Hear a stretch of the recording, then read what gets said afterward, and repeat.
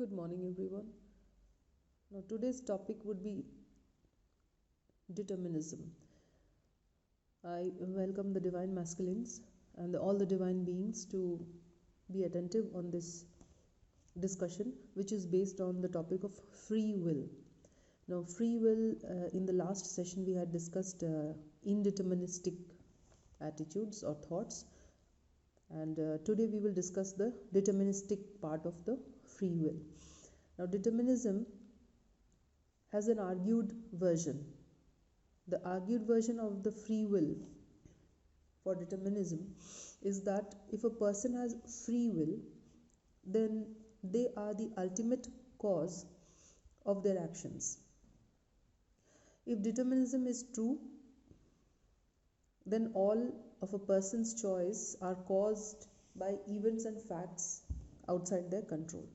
So if we find that if we believe that determinism is there, it is authentic, it is an authentic faith for us, then in that case the choice of ours, the person's choice or our choice that are caused by the events, we are compelled by the events to make some kind of particular kind of a choice, the facts that compel us to choose something, that will be outside our control. Then this would be the basic definition of determinism. Now we will come to the reconciliation of determinism with free will. How will these two reconcile? At a point of time, it seems, point of argument, it seems they are controversial, but now we are going to see the reconciliation point, the I would say interception of both the points. The arguments of both sides will intercept somewhere. Now, the term soft determinism is very important for us. We will see the psychological aspect first, and then we will briefly discuss the theological determinism, which broadly I would discuss in another next recording for you. So first we will see the psychologically how reconciliation takes place of the free will and determinism aspect of it.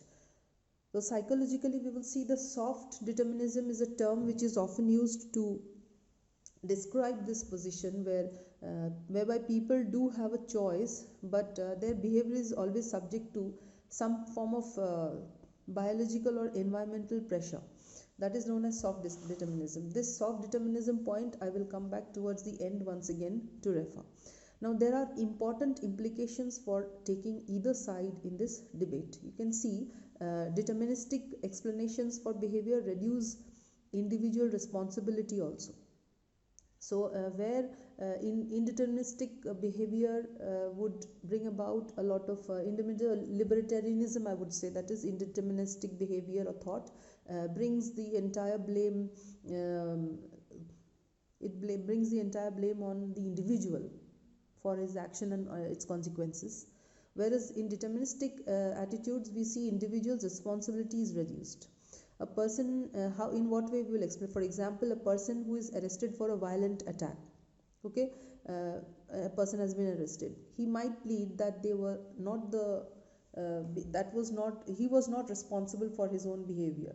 It was due to his upbringing or perhaps a bang on the head that he received earlier in his life. Or in recent relationship stresses that is being caused to him, or any other psychiatric problem that they're having. So they can give this excuse. That would be deterministic behavior. I mean, you can understand, I hope, some kind of circumstances or experiences are determining the behavior that this individual is performing. This is another aspect of the free will itself. Okay, it is a free will. So, but under pressure, under influence of a prior experience that is happening. This is what we can understand. Then we will come to the spiritual aspect. Okay, spiritual aspect of determinism. Now, religious. First, we have dealt with the definition of determinism. Then we saw the definition of psychological aspect of determinism in free will. And now we will discuss the spiritual aspect of determinism in free will. Now spiritual will lead to basically the religious concept also, because spiritual elevation takes place based on I would say based on all the doctrines, the principles and all the rudiments that paves the way towards the development of our faith. That would be basically all the gospels that are available, the God's words, the words of God, and all the principles and rudiments that God has laid down through His prophets. Those are the base of the development of our faith. So religious word is always intervening in this discussion in a spiritual world. Now God has given human beings free will, and thus human beings can choose right from wrong. This much we are clear about, okay? And or wrongful acts and sinful acts which are worthy or unworthy of divine punishment, worthy of divine blessings, while good acts and righteous acts worthy of divine reward, these can be distinguished by human beings, okay? Now the nature of free will can be explained through three reasonings, okay? Three reasonings. The three reasonings that we are recording, the sessions that we are doing now. First we have done libertarianism, and today we are doing determinism, and in the next recording we will put up compatibilism. So libertarianism, determinism, and compatibilism. These are the three reasons by which the nature of the free will can be explained to ourselves. Now determinism is the philosophical view actually that events are completely determined by previously existing causes. So philosophy will describe determinism as a consequence of the prior events, okay, or the influence of the prior events. Deterministic theories throughout the history of philosophy have developed from diverse and overlapping motives and considerations. So in philosophy we can see diverse and overlapping motives and considerations have intervened in the deterministic theories all the way throughout the ages. Now the deterministic approach proposes that all behavior has a cause and is predictable. This is what philosophy says. But free will is an illusion. Why do we say that? Last discussion also I told you that free will under the influence of libertarianism kind of attribute is actually seeming to be a negative word, and it is an illusion. So free will under the influence of the fact that I am absolutely free to do whatever I want, nature and universe is not going to intervene in my actions and thoughts, is absolutely a dodge, okay? It is an illusion. Similarly, determinism philosophically, that I am determinism means I am doing something, I am under the pressure of something because a prior event, a prior influence, a prior experience and its influence is functioning and helping me to operate accordingly. This is another dodge that we are doing to ourselves. So if we go by both ways, we are perhaps, not perhaps, 10% we are incorrect in our method of approach towards our life.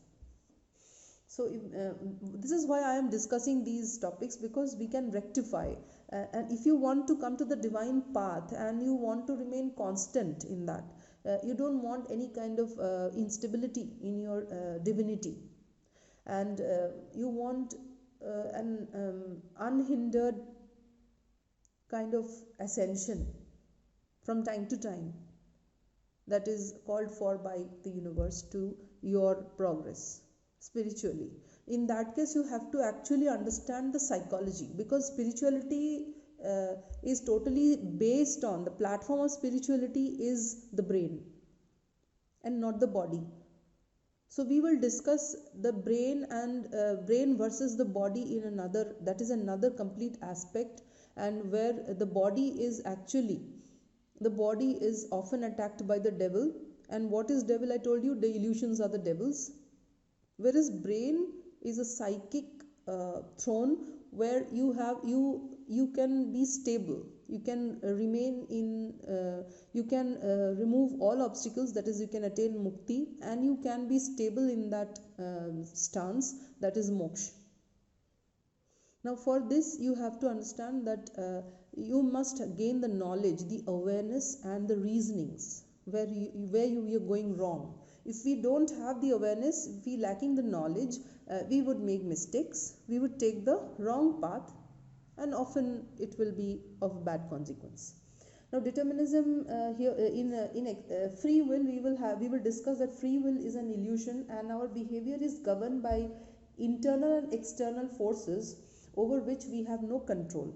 So please understand that if you are thinking that free will is the best thing and it is the best path that we can choose our divine, if I am saying so to you, it's wrong. Free will is absolutely an illusion, both ways, in deterministic or deterministic ways. Both ways it is an illusion, and free will is governed by two aspects of its governance, that is internal aspect and the external one, external forces, okay, over which we actually have no control.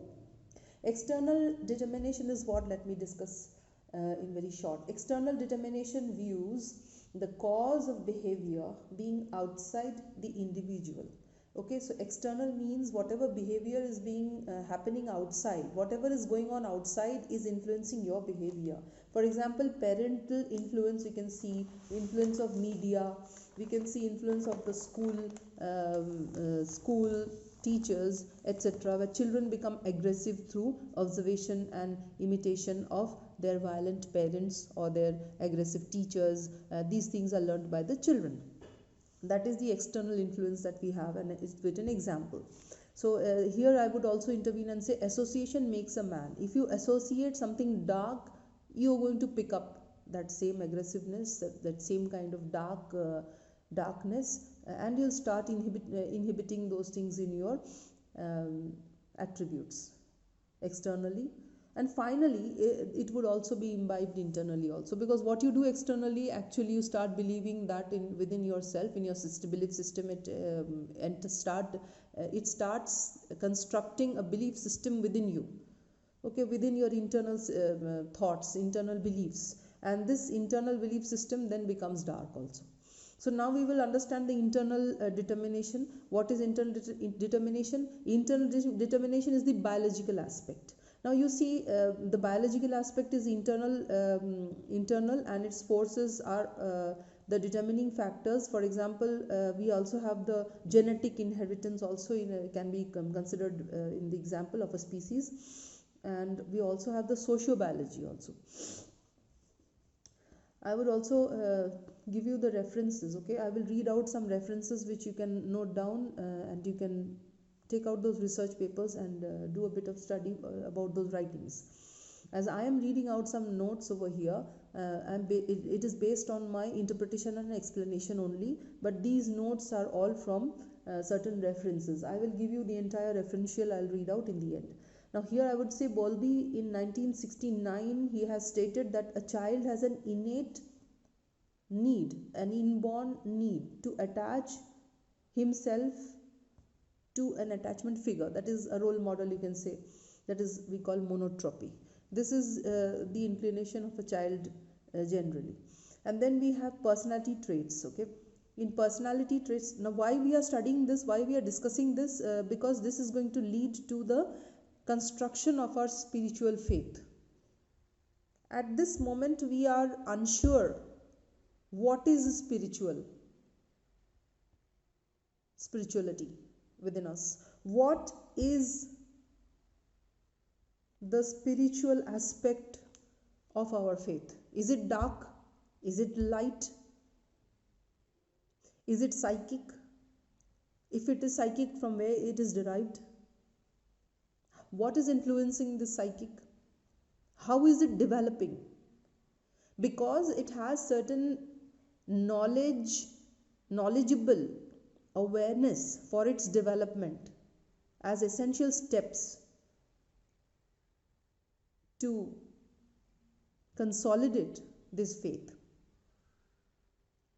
That is why it is not visible to the visible from the outer, from the external domain. It cannot be viewed as such, okay. It is not like black magic, breaking 2 lemons and cutting somebody's head. Nobody's head is going to cut if you break the lemon. 100 times if you do also, it will not happen. Okay, so you have to actually have the willpower, and willpower is something very positive. It cannot be negative. Under any circumstances, it has to be absolutely true and authentic. Now I will come to the relation of these descriptions. Before that, I would briefly discuss the traits, personality traits. Personality traits have two aspects to talk about, that is extraversion and neuroticism. Neuroticism and the behavior that is associated with them are triggered by neurological and hormonal processes within the body. Now there is no need for the concept of an autonomous human being. You cannot be an autonomous human being. You are definitely controlled by your neurological system within you, or you are being controlled by the extraversion of yours. That is from the extraneous experiences that you are acquiring. You are totally inclining on that. But you have not still done the work. Everybody is telling you, you have not done the work. You have not done the work. Where is the work? You have not put in the work. Do you actually know what work you have to do? You are confused. The work that you have to actually perform for yourself is the understanding, the knowledge, the acquiring of the knowledge that where you stand in your psychological decipherance or whatever, in your psychological discernments, where do you stand actually? Unless you gain that knowledge, you will not be able to take a decision which path you should follow. Everything will be a lie. Kala akshar bhains barabar.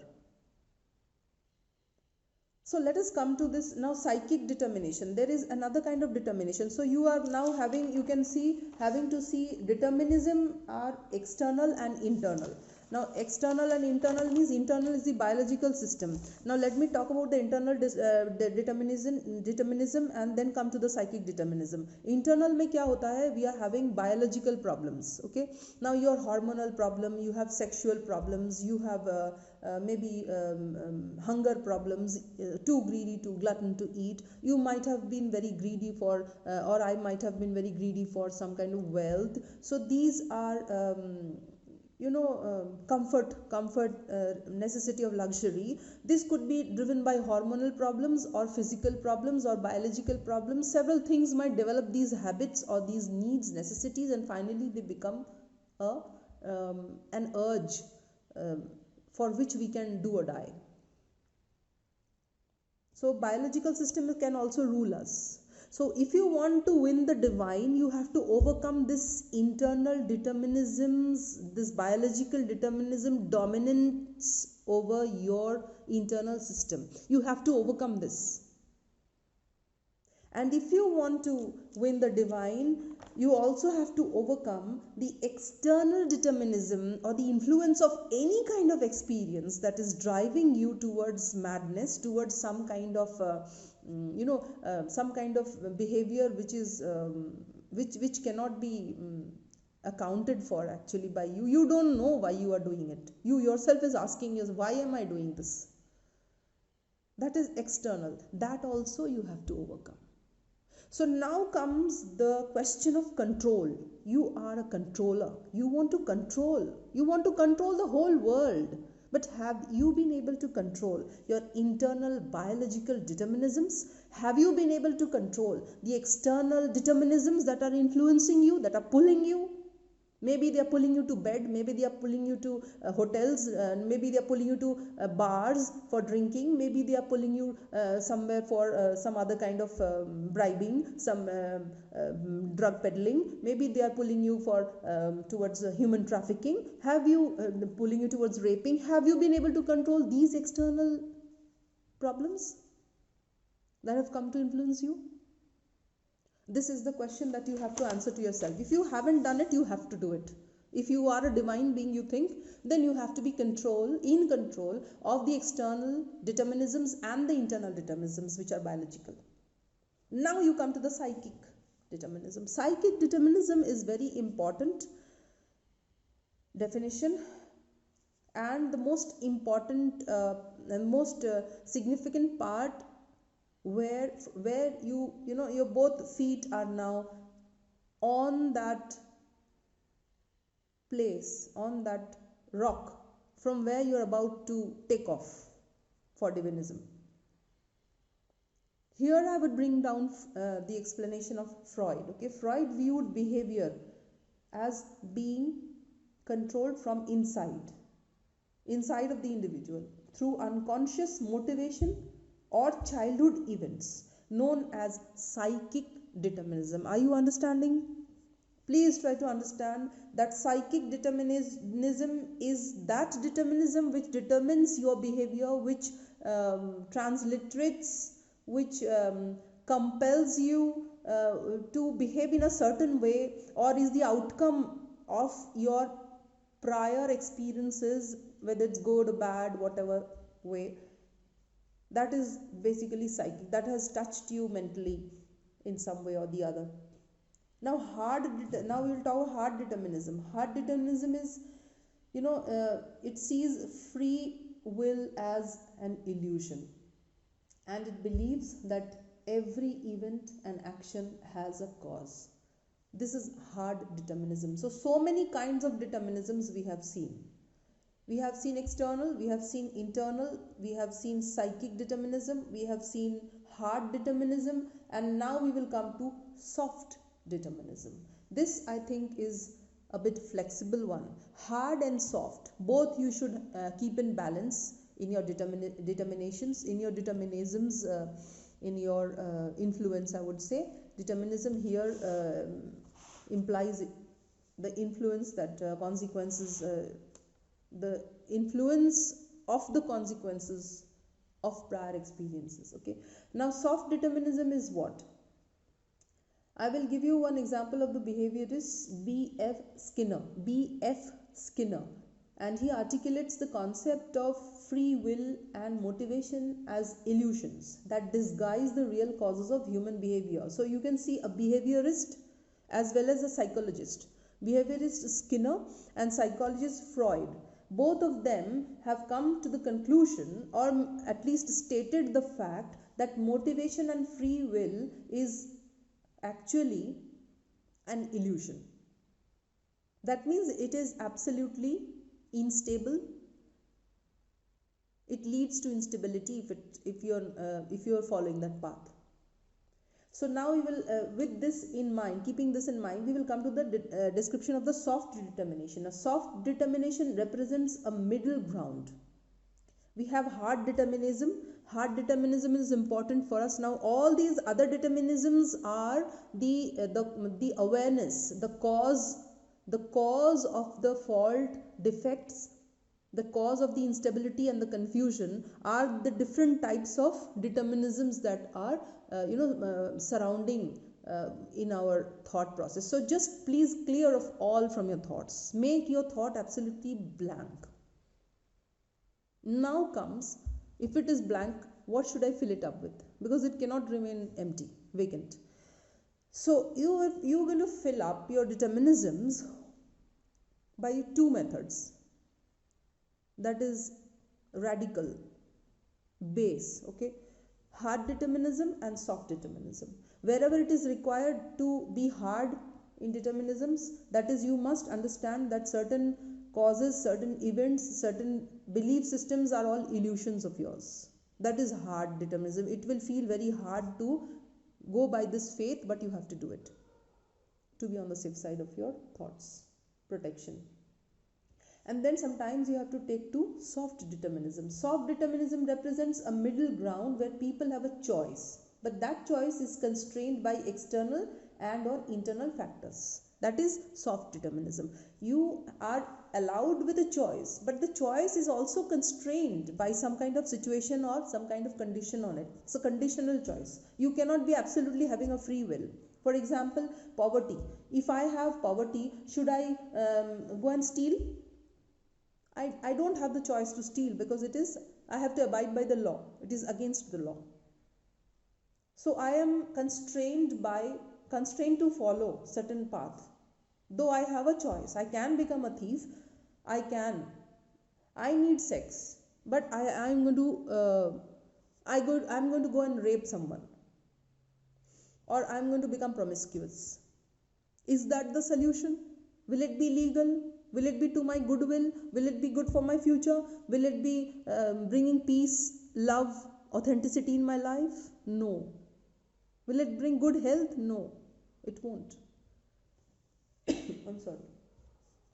It won't bring anything good to us, because the constraint has to be abided by. Please understand that if you are having a choice, there is a constraint to it. The choice is limited. Now, self-determinism suggests that some behaviors are more constrained than others, and that there is an element of free will in all behavior. Now, self-determinism, soft determinism is that. After that, you have the self-determinism of soft. In perspective of soft determinism, you have to understand that there is a free will, but there is a constraint also. So make yourself a bit flexible in your thought, and somehow you have to sail through. I would say manage. You have to manage with the constraints, because ultimately we will prove that there is nothing that we are going to do by our own free will, because free will is absolutely an illusion. We will discuss all these points one by one in the next recordings and the next one after the next. Okay. Now, the problem of determination is that there is a problem also. Determinism has a problem. That problem is that it is inconsistent with the society. Now, if I become too much of a hard or a soft deterministic person, what would happen is that I will be inconsistent with the society's ideas and its responsibilities. Obviously, I will, because I am going to be spiritually elevating myself. I am already on the platform of elevation if I have done that. 50% work will be done if you have worked on the determinism part of it. Okay. Now, if you have completed this part, then you will already be open to the spiritual elevation. And if you are open to spiritual elevation, you will stop caring about what the world thinks, and you will become a misfit to the society at the moment. Society's ideas, society's responsibilities, all these things won't matter to you. And self-control that form the basis of our moral and legal obligations will be dominating us.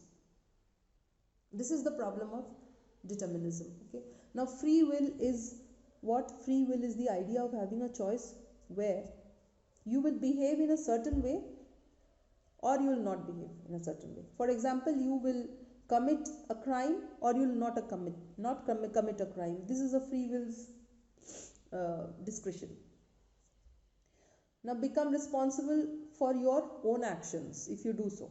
If you have decided to accept the free will of yours, go by your own free will and not by the determinism, soft determinism, and sometimes the hard determinism. In context of not committing the crime, you are under hard determinism system. In context of not committing a theft in spite of your poverty, and on the side of on the bank of tolerance of your poverty, and working hard and hardest to come across that hard up situation, you are in a soft determinism.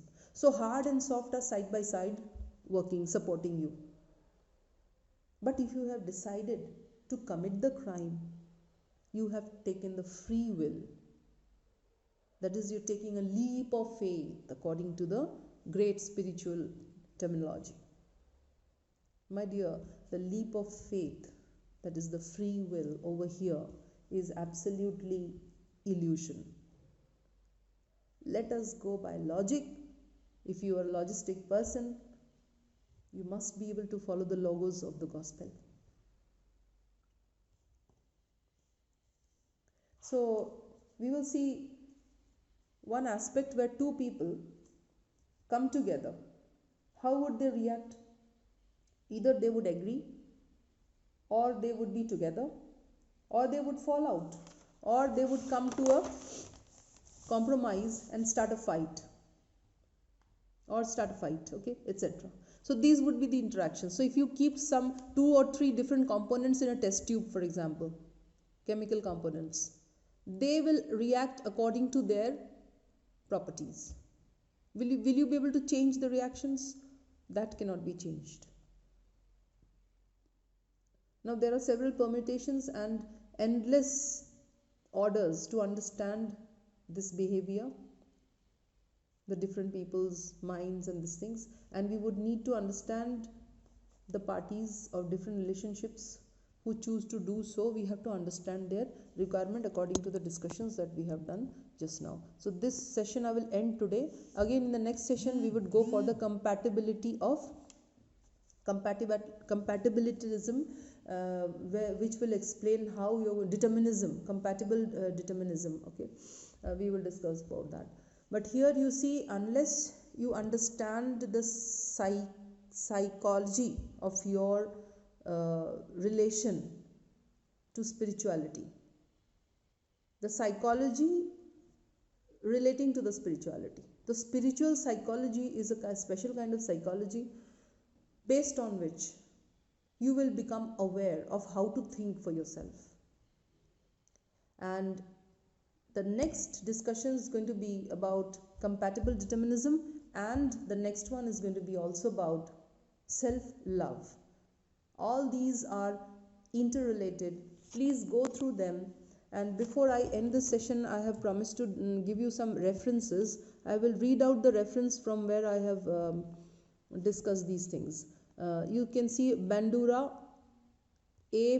Ross, 1961, Transmission of Aggression Through the Imitation of Aggressive Models, Journal of Abnormal and Social Psychology. From here I have referred certain lines. I have referred to Bowlby, 1969, Attachment and Loss, Volume 1, Loss, full stop, New York, Basic Books.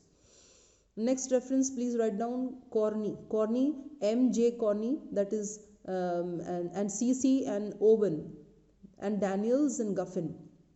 All these writers have collectively written a research paper. Name of the paper is a quantitative trait locus associated with cognitive ability in children. This is a psychological science paper, page 9, third paragraph. Volume 9, volume 9 in bracket 3, third issue, 159, page 159 to 166. Next reference, FROMM, from 1941. Name of the paper is Escape from Freedom. Next reference is Maslow, A.H., 1943. Paper's name is A Theory of Human Motivation. This is Psychological Review Journal, 50th volume, 4th issue, page 370 to 396. Next you come to the reference of Rogers, C. 1951, Client-Centered Therapy, Its Current Practice, Implications and Theory. This is the name, London, Constable. And then the last one, the Skinner also I have just now mentioned to you. Skinner's is 1957, Verbal Behavior, Action, and you have Copley Publishing Group. Okay, so these are the references. Please go through them. Thank you, and wish you a very happy new month and year to come. And with this, I would hoist a prayer of 1 minute for all the divine beings, all the beings who are looking forward to become divine. My heartiest prayer for everyone, all the souls. I pray for you. I pray for everyone around me. I pray for everyone in my psychic world, in my physical world, around me, surrounding my thoughts, surrounding my existence. Whoever is trying to tap into me, to understand, to compete, whoever is feeling jealous, whoever is feeling left out, whoever is feeling that they need to love me or they need be loved by me, I raise all these feelings at the feet of my Lord, of our Lord, God Almighty. And I pray for everyone to the Almighty to give His love, His beloved love, to give His light to everyone, those children who have sailed into the darkness, those who have been hurt and wounded and they are not able to come out of that darkness due to those wounds. I pray for their healings. I pray for the best awareness, knowledge of love of the Divine Father for those children. Each and every eye that is evil on me, I don't consider them as evil. EVIL, LIVE. What is evil is the live one for me. I live them. They are my life. They have given me deeper awareness, deeper understanding, and I pray for them to gain same as I have gained. Through all pains, through all hurts, the best gain, the best benefit that the soul can attain. I pray same for all my friends, for all the children of mine all around me, on behalf of my Father Almighty. God bless you all. God bless you all. God bless you all. God bless you all. God bless you all. God bless you all.